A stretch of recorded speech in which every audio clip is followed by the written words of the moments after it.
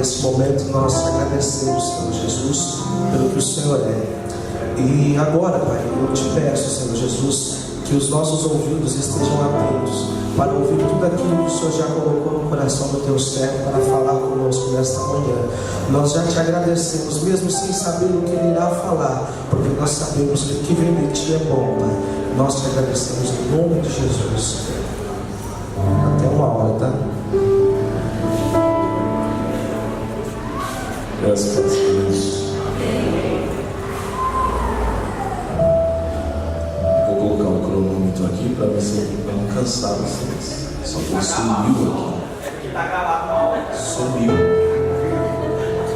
Glória a Deus. Prazer estar esta manhã aqui.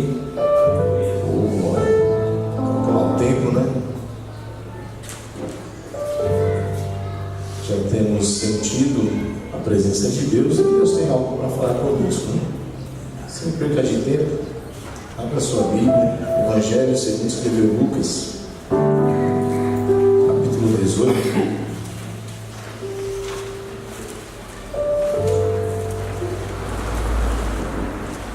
Glória a Jesus.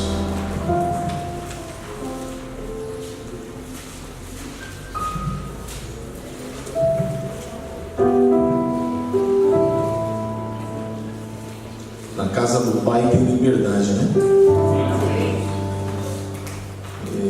Esses dias eu estava assistindo um vídeo e o pastor usou uma ilustração de certo líder que estava ensinando a igreja, apenas uma ilustração, só que era aquela pessoa muito, tudo é pecado, tudo não pode.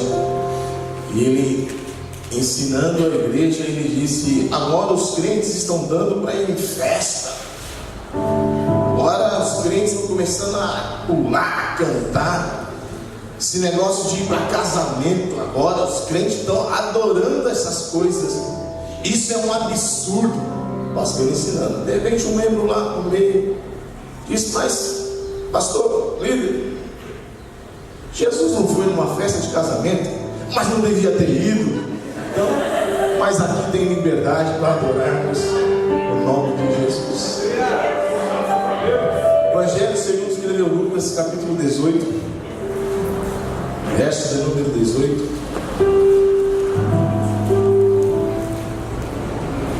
Nos diz assim o texto bíblico: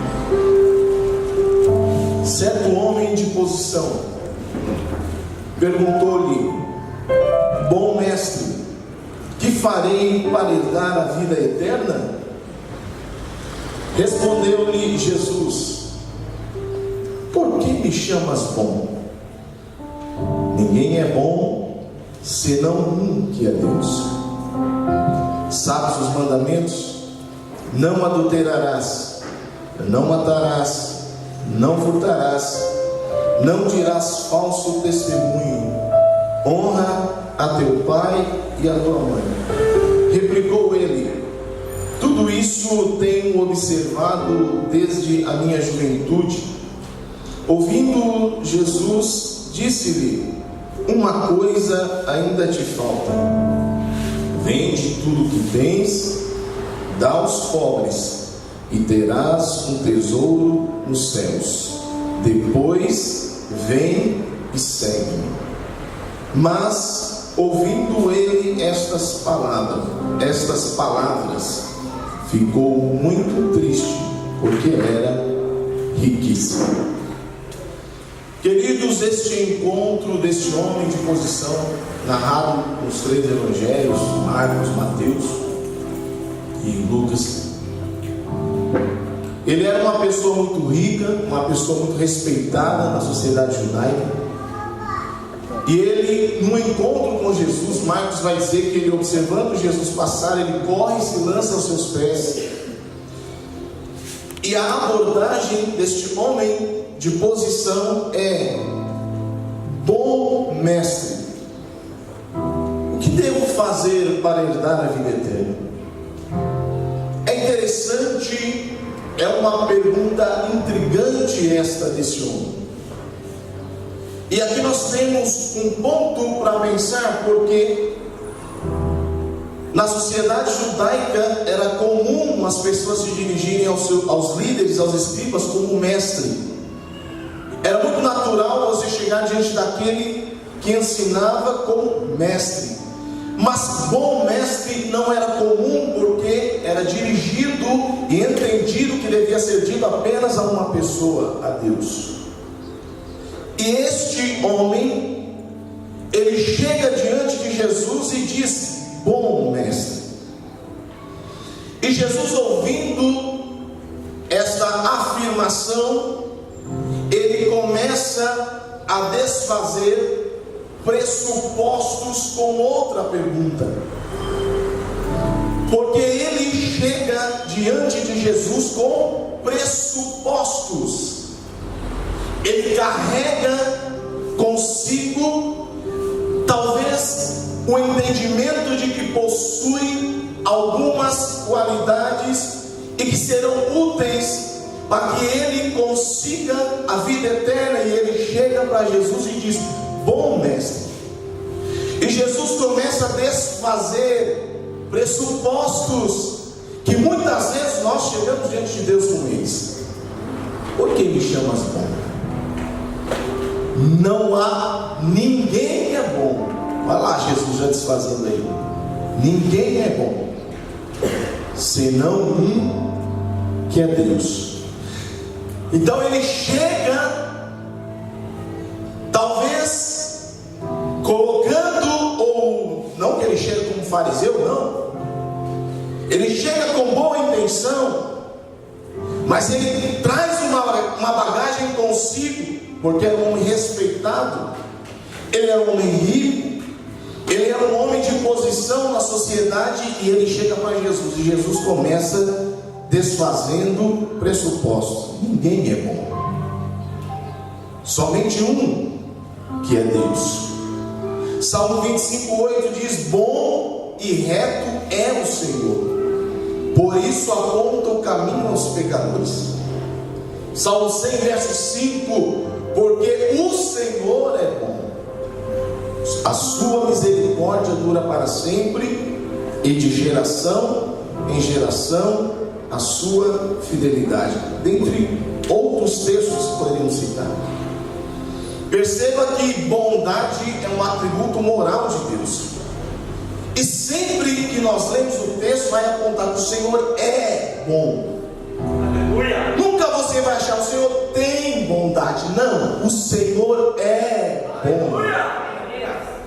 E quando este homem chega diante de Jesus dizendo: bom mestre, ele está reconhecendo, ou supostamente reconhecendo em Jesus, a pessoa do Messias esperado, do Cristo. Mas Jesus começa a desconstruir aquilo que ele traz consigo, dizendo que não tem ninguém bom.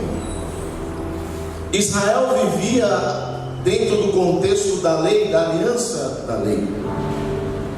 Para entendermos melhor, ou para quem não tem conhecimento muito amplo sobre isso, a lei era a forma como as pessoas regulavam o culto no Antigo Testamento, de forma simples.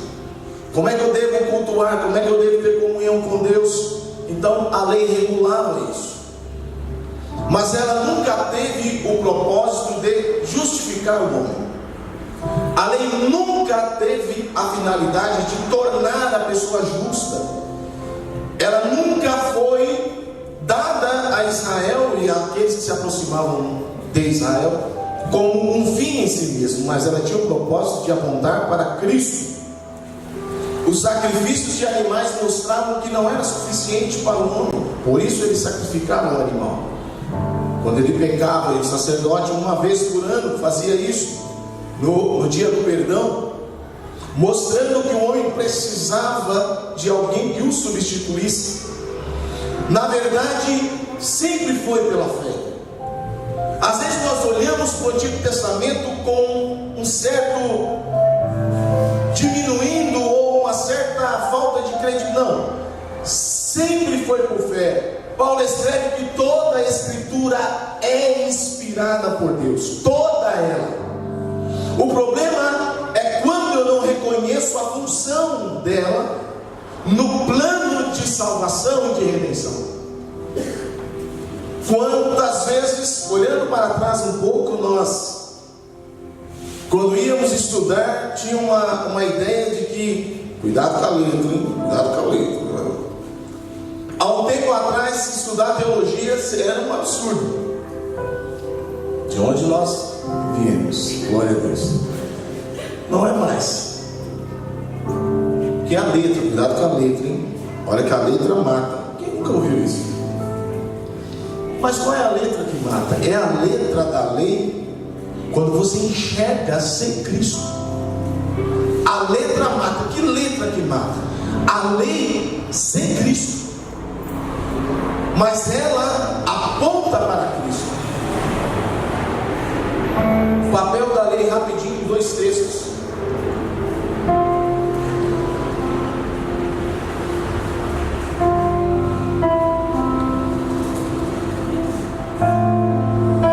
Deixa quieto.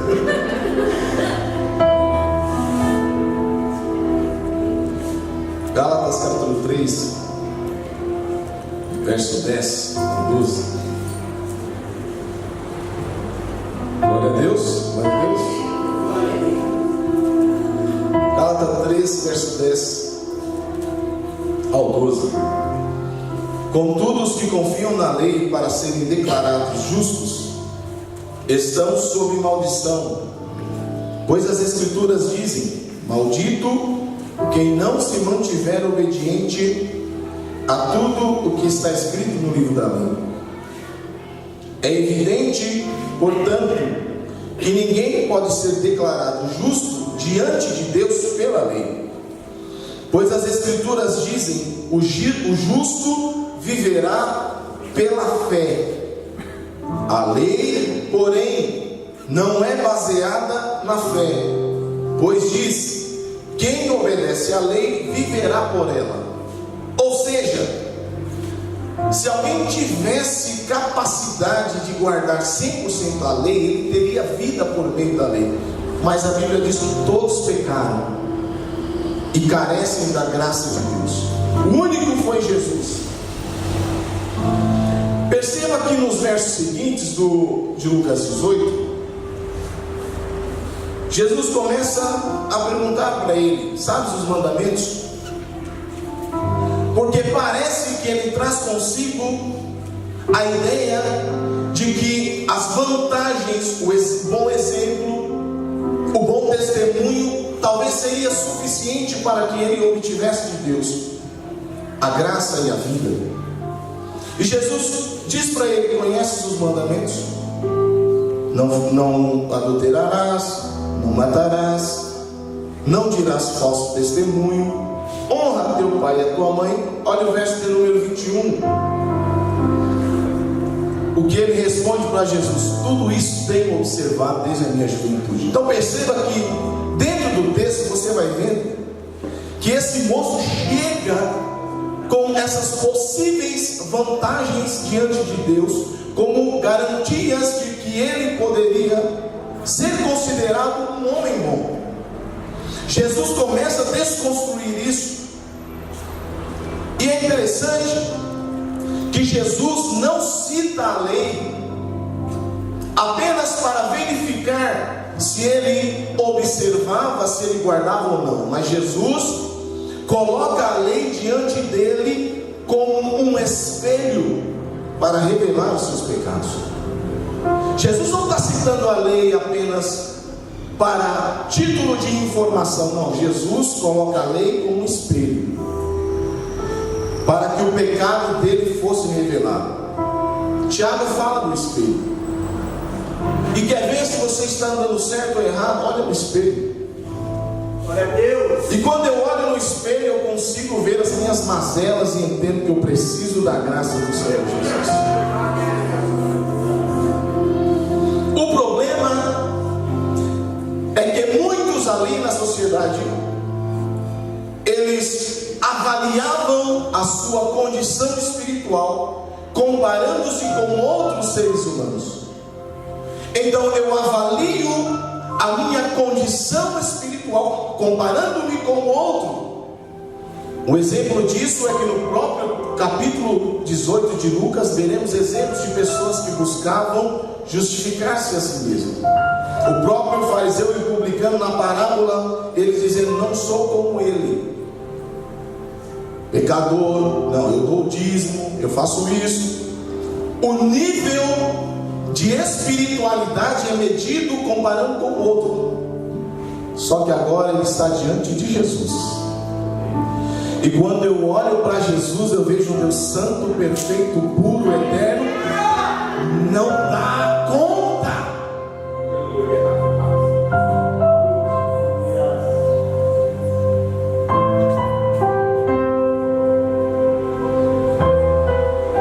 E aí Jesus, segundo o relato de Marcos, vai dizer que Jesus o ama.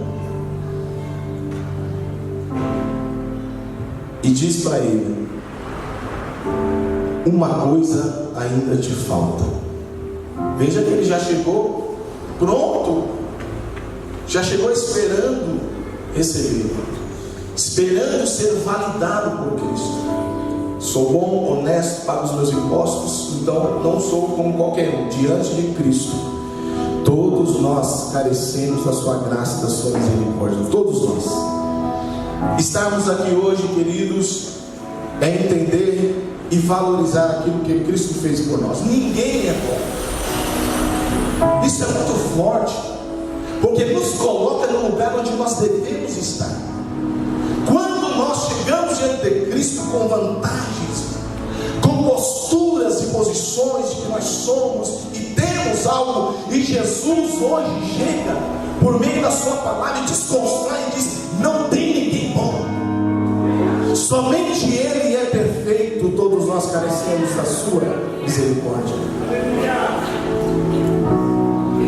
Mas precisamos ser confrontados, e Jesus confronta aquele homem. Uma coisa ainda te falta. Vende tudo que tens, dá aos pobres, e terás um tesouro no céu. Depois vem e segue. Preste atenção nisso aqui, por favor. Muitos de nós, verso de número 23 diz que ele, ouvindo estas palavras, ficou muito triste, porque era riquíssimo.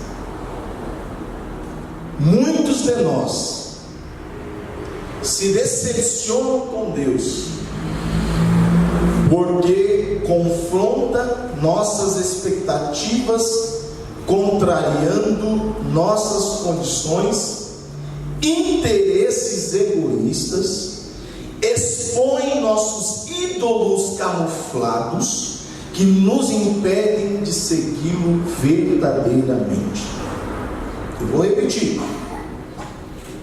Muitos de nós se decepcionam com Deus, porque confronta as nossas expectativas, como aquele homem já chegou com uma grande expectativa de que seria aprovado. Contraria as nossas condições. Eu guardo o mandamento, eu não adultero, eu sou isso. Contraria as nossas condições. Tenho condições de ser aprovado. Aí Jesus vem e contraria os interesses egoístas, o motivo pelo qual nós nos aproximamos de Deus. Porque esta é a geração que busca a Deus pelo que Ele é, ou ainda vamos continuar buscando a Deus só pelo que Ele pode nos dar. Expõe nossos ídolos camuflados. O problema do moço não era o dinheiro, nem a riqueza. O problema é que a riqueza se tornou um Deus para ele. E é interessante que nós dizemos que amamos a Deus até que apareça a oportunidade de abandoná-lo. Eu não vejo o homem de posição, eu me vejo no homem de posição. Porque quando eu leio a Bíblia, olhando para o homem, eu não me enxergo, mas quando eu me vejo na condição deste homem, que quando Jesus fala para ele: se você me ama de verdade, vende tudo que você tem e me segue. Ele olha para Jesus e diz: mas isso eu não posso fazer. E muitas vezes nós temos ídolos camuflados, que nós fingimos que não está lá, ou que não estão lá, mas ele está lá. Porque quando aparece uma situação de escolha, nós abandonamos a Cristo e abraçamos o desejo, a vontade, ou aquilo que se torna um Deus, porque tudo aquilo que te tira da presença de Deus se torna um Deus. E eu não vejo um homem abandonando Cristo triste. Eu me vejo todas as vezes que eu traio a confiança e o amor do meu Pai por um desejo, por qualquer coisa que me afasta dele. Ídolos que estão disfarçados, que nós fingimos que não temos, mas quando ele aparecer nós abandonamos Jesus para satisfazê-los. Mas aqui está uma geração de adoradores nesta manhã, que estão dizendo: nós escolhemos Deus, nós escolhemos a Ti, Jesus. Ele abandona a Cristo porque era muito rico,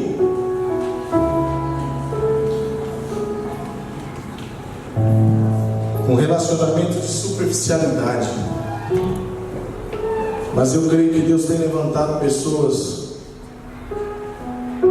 para viver relacionamentos sólidos. E quando aquele ídolo aparecer, você terá escolha. Você vai refletir. Quando ele aparecer para tirá-lo da sua comunhão com Deus, você terá a opção de dizer: não te quero mais. Eu escolho estar com o meu Cristo. Mas você sempre me quis. Mas eu não te quero mais. Eu quero amá-lo verdadeiramente. Eu não troco meu Deus por mais nada. Nada mais vai tirá-lo da presença do Senhor, quando você conseguir fazer isso com a ajuda do Espírito Santo. Olhar o erro do outro é muito fácil. Preciso enxergar-me nele e ver tudo aquilo que me tira do meu amado. Quantas coisas nós fazemos, quantos caminhos nós tomamos que Deus diz: não vai por aí, filho. Mas Ele tem mais poder sobre você até hoje. Mas no nome de Jesus, a partir de hoje, você terá força do Espírito Santo. E você vai encará-lo de frente e dizer: eu te recuso, porque o meu amado é Jesus Cristo de Nazaré.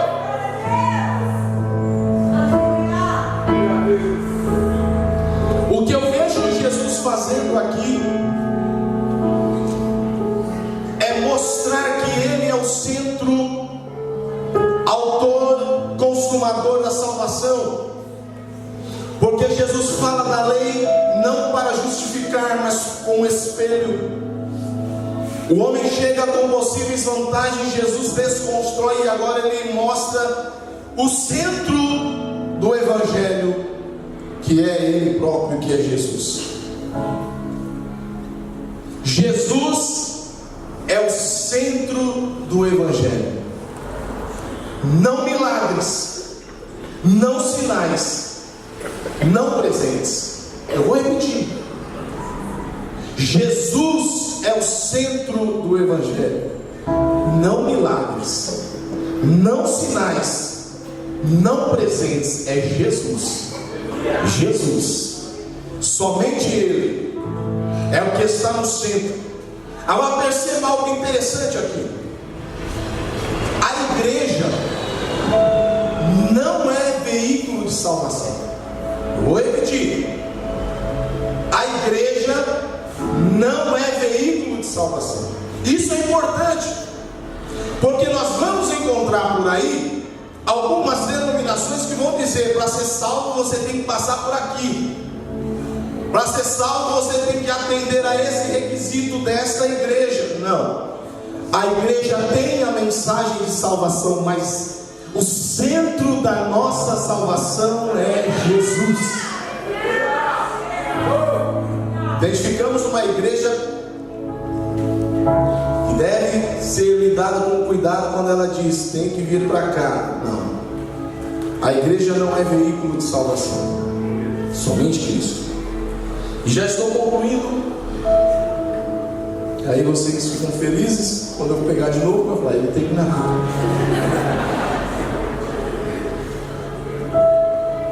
O jovem sai muito triste, o homem sai muito triste. E os discípulos,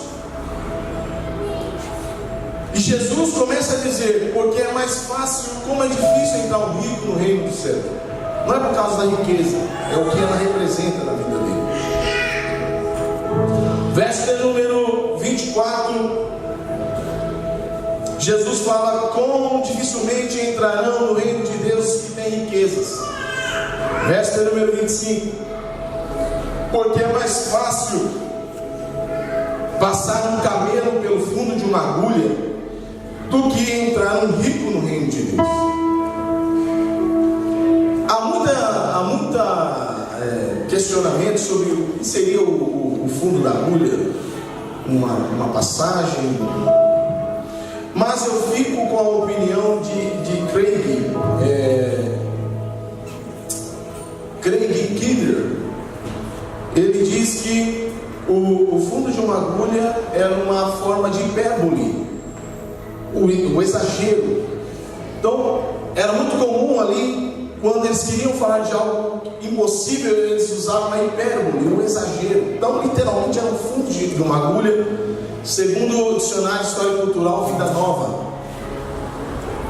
Então Jesus está falando de algo muito difícil, um exagero, algo que não vai acontecer, o cabelo passar pelo fundo de uma agulha.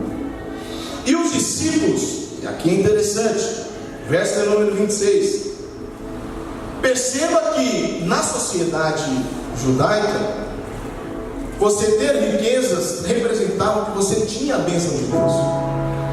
Você ser um homem honesto, ter riqueza, uma pessoa piedosa que ajudava os pobres, você tinha méritos diante de toda a sociedade. Isso é percebido aqui no verso de número 26, porque os próprios discípulos vão olhar: sendo assim, quem pode ser salvo? Olha, por que essa pergunta? Sendo assim, quem pode ser salvo? Visto que eles estão olhando para um homem que tinha todos os requisitos para ter a graça de Deus, mas Jesus desconstrói dizendo que ele, a salvação é nele.